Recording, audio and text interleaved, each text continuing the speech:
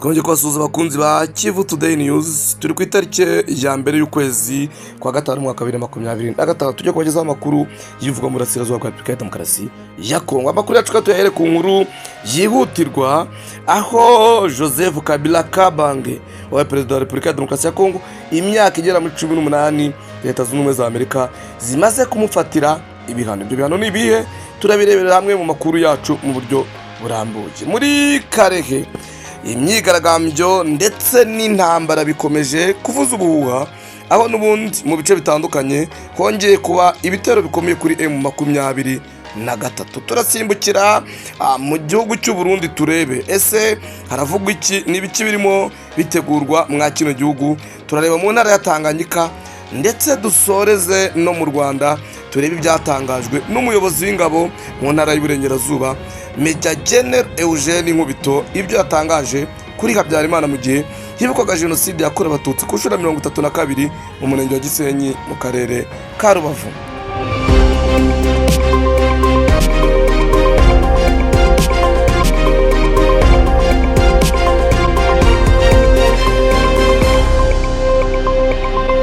Duhereye muri teritwari ya Karehe, intambara ikomeje kuvuza ubuhuha, aho mu bice bitandukanye M23 ikomeje guhangana n'umutwe wa Wazalendo ndetse n'ingabo zirwana ku butegetsi bwa Kinshasa. Ejo ku itariki 30 mu masaha ya nimugoroba mu gace ka Chambombo muri Gupurupoma ya Ziraro habaye imirwano ikaze hagati ya M23, byaje kurangira Abazalendo barashe n'umwarimu bita Harerimana Sebutwagira Jacques, akaba ari directeur w'ikigo cya primaire mwa kano gace. M23 amakuru atangazwa na societe civile avugwa ko abagize M23 bashwiragije abo Wazalendo bahungira muri parike ya Kauzi Biega. Intambara yo iracyakomeze nabi kubera ko abarwanyi bo muri Wazalendo ntabwo bava kwizima, barakomeza kugaba ibitero amanywa nijoro mu bice bitandukanye bigenzurwa na AFC M23. Kabare ndetse na Karehe imirwano ikomeje kuba myinshi cyane ko Wazalendo ziva muri parike ya Kauzi Biega, ariko M23 nayo ikaba itaboroheje. Dukomereze Minembwe, inkuru twavuga yuko ari inkuru y'ibyishimo, ari inkuru y'amahoro. Minembwe ubu ngubu abaturage batuye Minembwe babonye imodoka enye zigerayo zijyanye imiti ndetse zigiye no kubarura abagore n'abana kugira ngo babashe kubona ubufasha. Akaba biturutse ku busabe bwa Mahoro Peace Association nyuma yuko bakoze imyigaragambyo muri Leta Zunze Ubumwe za Amerika no mu bihugu bitandukanye byo muri Afurika, basaba imiryango mpuzamahanga yuko yatabara abaturage b'Iminembwe kubera ibibazo bakomeje guhura nabyo bigendanye na Brokis Humanitaire. Imodoka enye z'umuryango utabara imbabare wa Croix Rouge zaraye zigezeyo, aho zajyanye imiti, kwita ku bana ndetse n'abafite intege nke n'abagore. Biravugwa yuko ubutegetsi bwa Kinshasa nyuma yuko bushyizweho igitutu n'ibihugu bitandukanye kubera ino myigaragambyo yakozwe n'abanyamurenge bari muri Leta Zunze Ubumwe za Amerika, muri Canada, mu Bufaransa ndetse no muri Kenya, Leta ya Kinshasa yavuye kwizima noneho yemerera imiryango nterankunga n'imiryango y'ubutabazi kujyanayo ubufasha. Bakaba bagiye kubarura rero abantu batandukanye kugira ngo bamenye abakeneye ubufasha ni bande, bakeneye ubuhe bufasha bahabwa ubwo bufasha. Kwikubita rahagerayo jipe enye za Seychelles kugira ngo zibashe gutanga ubufasha ku bana ndetse n'abagore barembye. Ibi ngibi rero tukaba tugiye gukomeza kubikurikiranira hafi tumenye ese koko ubufasha buraza gukomeza cyangwa biraza kurangirira hano. Turaza gukomeza kubireba rero uko bizakomeza gukorwa ndetse n'inyungu abanyamurenge bafite. Turaza gushaka umwe mu banyamurenge abe yatuganiriza twumve icyo batangaza. Turaza kubagezaho makuru yacu ataha. Tunyorikire muri Leta Zunze Ubumwe za Amerika ariko bifitanye isano na ASM23. Ikigo gishinzwe imari cya Leta Zunze Ubumwe za Amerika kimaze gutangaza ibihano kuri Joseph Kabila Kabange, arashinjwa gukorera diplomasi M23 ndetse no kubashakira inkunga mu by'ubukungu. Ibihano rero Leta Zunze Ubumwe za Amerika zafatiye Joseph Kabila Kabange wabaye perezida wa Repubulika ya Demokarasi ya Kongo mu gihe kingana n'imyaka 18. Ni ibihano byerekeranye n'ubukungu, aho imitungo ye yose iri muri Leta Zunze Ubumwe za Amerika yafatiriwe ndetse naho yaba afite indi mitungo ateraniye n'undi muntu uwo ari we wese uri muri Leta Zunze Ubumwe za Amerika, imitungo yabo ikaba igiye gufatirwa kubera yuko bamushinje gukorana na ASM-23 kwishakira inkunga, kuyikorera diplomasi ndetse no kuyifasha kubona amafaranga nk'uko byatangajwe na Leta Zunze Ubumwe za Amerika. Bikimara kuba igisirikare cya Repubulika ya Demokarasi ya Kongo ndetse n'ishyaka rya UDPS n'ubutegetsi muri rusange babyishimiye, batangaza amagambo akomeye. Duhere kuri Patrick Muyaya. Patrick Muyaya isasora itangaza avuga yuko yishimiye ibihano byatanzwe na Leta Zunze Ubumwe za Amerika. Aravuga ati Leta Zunze Ubumwe za Amerika zimaze guha ibihano Joseph Kabila nyuma yuko ise wa M23 ari w'u Rwanda n'igisirikare cyabo nabo bahawe ibihano. Umuhungu wabo Joseph Kabila nawe akaba muri umuna wa M23 nawe akaba ahawe ibihano. Bigaragaza kwishongora ndetse no kwirata, kwerekana yuko aba bahanwe bifite ishingiro. Ibi birakorwa mu gihe abasesenguzi batandukanye bagaragaza yuko Leta Zunze Ubumwe za Amerika zikunda kubogamira ku ruhande rumwe. Leta Zunze Ubumwe za Amerika zimara gutangaza iri tangazo, Kinshasa nayo isisora itangazo ishima ibyakozwe n'ubutegetsi bwa Leta Zunze Ubumwe za Amerika. Ishyaka UDPS naryo ryahise ritegura imyigaragambyo karundura yo gushimira Leta Zunze Ubumwe za Amerika. Bakaba biteganyijwe ko uyu munsi tariki ya mbere y'ukwezi kwa 5 2026 rimete Kinshasa baraza gukora inama itegura urugendo rugaragaza yuko bashimira Leta Zunze Ubumwe za Amerika kubw'ibihano bafatiye Joseph Kabila. Urwo rugendo rukazaba ku itariki 2 z'ukwezi kwa 5 umwaka wa 2026. Biteganyijwe ko ruzatangira saa 3:30, saa 5 bagatanga inyandiko kuri ambasade ya Leta Zunze Ubumwe za Amerika ikubiyemo ishimwe bashimira Leta Zunze Ubumwe za Amerika.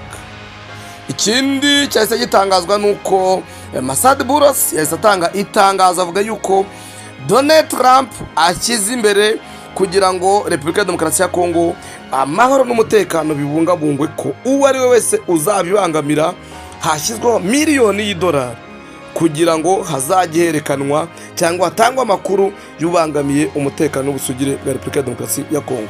Yavuze yuko Leta Zunze Ubumwe za Amerika izakora ibishoboka byose kugira ngo amasezerano ya Leta Zunze Ubumwe za Amerika na Kongo n'u Rwanda bishyirwe mu bikorwa. Uzabibangamira wese ko Leta y'Amerika izakomeza kumuhana. Wirimishiki Depite yasabye yuko Wazalendo yahanwa kandi igasenywa ko ari umutwe w'abagizi bana. Iyo yabitangaje nyuma yuko hamaze amezi agera muri 2 yirukanywe mu mutwe wa Wazalendo kuyobora. Akavuga yuko uyu mutwe uyoboye nabi kuko uyoboye n'abasirikare kandi itegeko rya gisirikare ritemera yuko uyu mutwe wayoborwa n'abasirikare cyangwa umusirikare yayobora umutwe witwaje intwaro. Tunyarukire mu gihugu cy'u Burundi. Mu ntara ya Butanyerera haravugwa urupfu rw'abaturage babiri barashwe n'igipolisi cy'u Burundi kibashinja gukora ubucuruzi bw'amagendu bw'ikawa bazomotsa mu gihugu cy'u Rwanda. Bane muri bo bakaba barafashwe nk'uko byatangajwe n'ibitangazamakuru bitandukanye. Ikindi kivugwa nuko bamwe mu banyamurenge bari mu gice kirwanya Mahoro Peace Association na Twirwaneho bari mu bategura imyigaragambyo mu gihugu cy'u Burundi bamagana u Rwanda. Beatrice Gisaro, Gaju Gisaro Muhoza ndetse na Kongoro Rukema Revis bose ubu baraye Addis Abeba muri Ethiopia kugira ngo uyu munsi saa 7 babe bageze i Bujumbura none bategure imyigaragambyo bavuga yuko bo yamagana u Rwanda ndetse bamagana n'imyigaragambyo iherutse gukorwa na Mahoro Peace Association n'abanyamurenge baba i Burayi, Amerika ndetse no muri Kenya bamagana ubwicanyi igihugu cy'u Burundi gikomeje kubakorera ndetse gikomeje gukorera bene wabo bari iminembwe. Ariko abo bakabaza gukora imyigaragambyo yamagana u Rwanda nk'uko babivuga ndetse yamagana n'abanyamurenge bakoze imyigaragambyo nk'uko twabonye itangazo ryabo ribivuga. Wakibaza impamvu igihugu cy'u Burundi gikomeje kwishora mu bibazo bya Repubulika ya Demokarasi ya Kongo no gukokeza kandi aricyo cyakomeje guteza ibibazo abanyekongo. Ukibaza Burundi buragana he? Ese n'ubuyobozi bubi n'imiyoborere mibi n'ishyari n'urwango n'iki? Tanganyika, umuvugizi w'intara ya Tanganyika yatanze itangazo rihakana amakuru yari yagiye hanze ko ingabo za Zambia zifatiye agace ka Moriro ndetse na Moba umuvugizi w'iyi ntara yavuze yuko hari amakimbirane yagiye avuka ku mipaka wa Tanzania ndetse na Zambia na Repubulika ya Demokarasi ya Kongo, ariko ko bagiye bakemura mu buryo bwa diplomasi. Umuvugizi w'iyi ntara akavuga yuko amakimbirane aheruka kuvuga hagati ya Zambia na Repubulika ya Demokarasi ya Kongo mu ntara ya Tanganyika hashyizweho itsinda rikora ibiganiro mu gukemura ayo makimbirane, kandi yakemutse nk'uko byatangajwe n'umuvugizi w'iyi ntara yo muri Repubulika ya Demokarasi ya Kongo. Nk'uko twari twabibagejejeho, murabizi yuko twari twabwiye ko kano gace ka Muriro ndetse na Moba kifatiwe n'abasirikare bo muri Zambia, ariko umuvugizi w'intara yabihakanye. Ibivugwa ni byinshi muri Repubulika ya Demokarasi ya Kongo, ntiwavuga ngo ubirangize. Haravugwa urubanza rwa Costa Mutamba rw'ubujurire nyuma y'uko akatiwe imyaka itabarika, akabungu akaba arimo akora ibihano, ariko hamaze gusohoka itangazo y'uko agiye kuburana ubujurire bwiwe nk'uko byavuzwe n'abantu batandukanye. Ubu ngubu bagiye kuburana ubujurire kugira ngo arebe yuko yataha. Yagiye agaragaza yuko afunze kubera yuko abantu batandukanye bagiye bamugambanira. Ibi ngibi yagiye abitangaza mu bihe bitandukanye, agashinja n'u Rwanda yuko narwo rwabigizemo uruhare, mu gihe u Rwanda n'abari rwigeze rugira mu ifungwa rye. Leta Zunze Ubumwe za Amerika haravugwa yuko abasenateri 29 bandikiye Donald Trump ndetse na Minisitiri w'Ububanyi n'Amahanga Marco Rubio bamumenyesha ko umugambi wo kohereza Abanya-Afghanistan muri Repubulika ya Demokarasi ya Kongo ari igikorwa cy'ubugambanyi.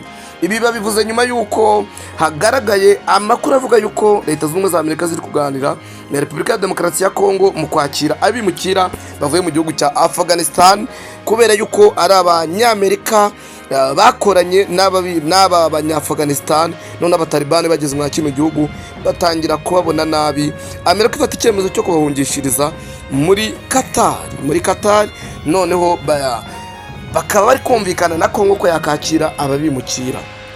Muri Qatar habarurwa Abanya-Afghanistan bagera mu 1,100 Leta Zunze Ubumwe za Amerika zifuza kohereza muri Repubulika ya Demokarasi ya Kongo. Hari amasezerano ari hagati ya Leta Zunze Ubumwe za Amerika ndetse na Repubulika ya Demokarasi ya Kongo kakira abimukira, aho icyiciro cya mbere abimukira bagera muri 15 bavuye muri Venezuela, Peru na Colombia bamaze kugera i Kinshasa, ariko bagatangaza yuko babayeho nabi kuko bagize mu gihugu gikennye cy'umwanda kandi umutekano umeze nabi, amakimbirane arushaho kwiyongera amanywe nijoro nk'uko umwe mu Banya-Colombia yabitangaje.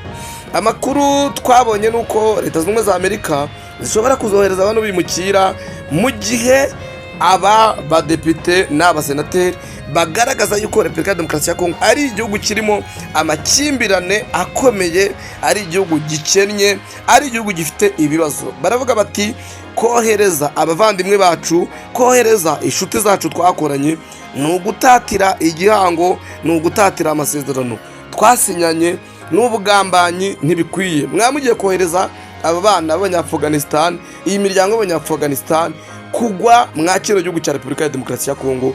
Ati Trump aramenye aya masezerano ntakwiye kuyashyira mu bikorwa, kuko nayashyira mu bikorwa zabakoze ishyano. Amakuru yacu katuyasoreze mu Rwanda mu gikorwa cyo kwibuka ku nshuro 32 Jenoside yakorewe Abatutsi mu karere ka Rubavu, by'umwihariko mu murenge wa Gisenyi. General Major Nkubito Eugene ari kuri Commune Rouge yatangaje magambo akomeye ati iyo Perezida Habyarimana Juvenal adapfa nta mututsi n'umwe wari kurokoka. Ati kuko uyu mu Perezida niwe wateguye Jenoside yakorewe Abatutsi mu 1994, atangira kuyigerageza muri 1990 ubwo RPA yateraga. Ati rero iyo abakiriho natwe twateye igihugu kira tukibohore, aba yaratwisha akatumara, kandi nta mututsi n'umwe wari kurokoka kuko ubugome yari afite yari kubica akabamara. Ati ibyabaye rwose nagahomamunwa, uko ubutegetsi bwateguye Jenoside bukanashyira mu bikorwa ni ibintu byo kwamaganwa, kandi tukamagana n'ingengabitekerezo ya Jenoside ikomeza gukwirakwizwa n'abantu batandukanye bari i Burayi. Ati Abanyarwanda mufite inshingano zo kubasubiza ndetse no kubanyamoza. Naho General Retired Fred Bingira yibukije abakomeje guha indaro abahekuye u Rwanda ko bidakwiriye ndetse ko bitazatinda ngo babone ko bibeshye. Yavuze ati jenoside yahagaritswe na RPA ku mugaragaro ku manywa, ati nta wundi wayihagaritse, ntabwo ari abo badusakuriza kubera ko bategeka isi, ntabwo ari abadukikije.